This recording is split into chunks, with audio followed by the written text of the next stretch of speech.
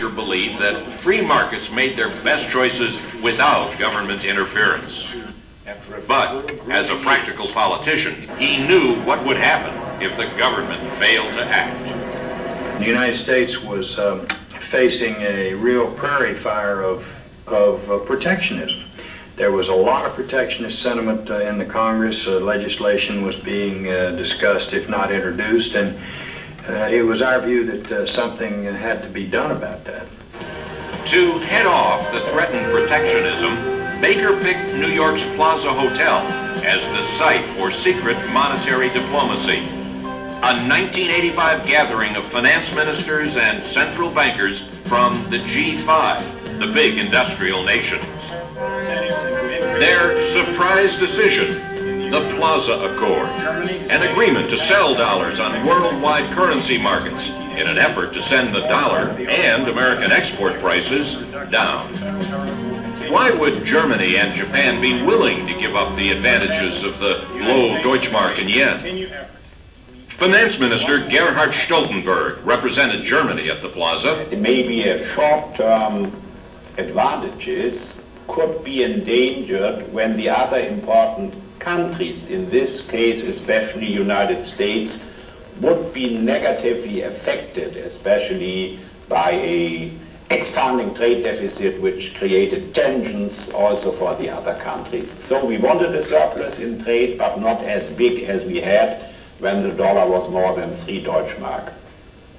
Toyo Giyotun was Japan's Vice Minister of Finance at the Plaza. A strong dollar made Japanese exports very easy, and very large Japanese surplus generated international criticism against Japan. Japan was concerned about those criticisms. The Plaza Accord put the G5 back into the international exchange rate equation. Had they abandoned the policy of market-driven exchange rates?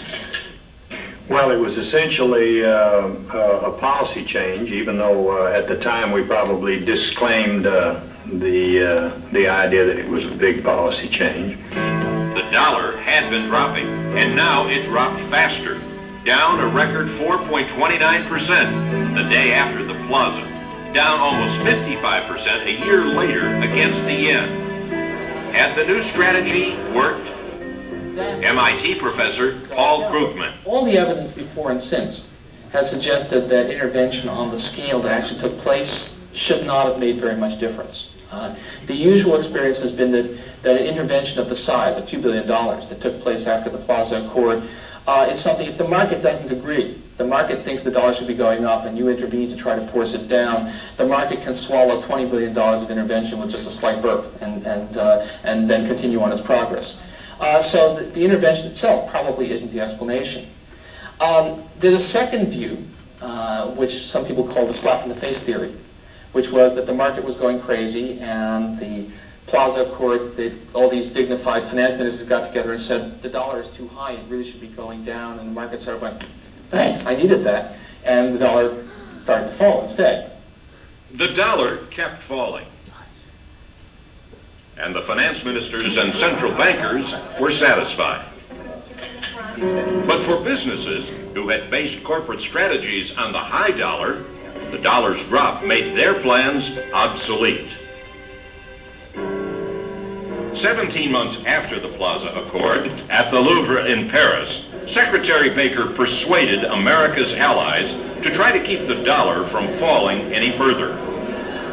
Why would the U.S. want to intervene again in the exchange rate market? Those people who believe in free markets and in laissez-faire, as indeed I do as an economic philosophy, want to see stable exchange rates. And this exercise was an exercise in trying to improve the stability of exchange rates. But the dollar, far from stabilizing, kept falling.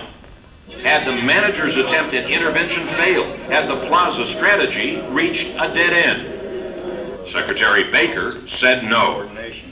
You see, I did not see and do not see the Plaza as strictly an intervention exercise or a currency exercise.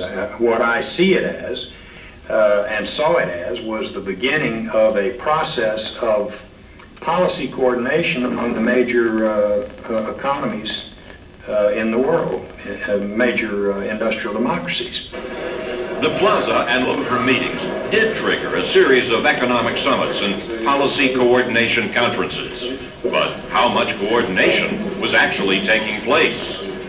Countries were very willing to send their finance ministers, their secretaries of the Treasury, to nice places to have ceremonial meetings, and promised that all sorts of good things would happen. But none of the major countries was willing, it turns out, to change any basic policies as part of the consultative process. Over time, these meetings have become meetings at which the countries declare that they would like to have good things happen, and that they believe that the policies they're already following are the right way to make those good things happen. Heads of state and finance ministers still met. But their efforts at market management seemed to work only when they leaned with the wind. When they tried to lean against the wind to turn the market around, the wind won.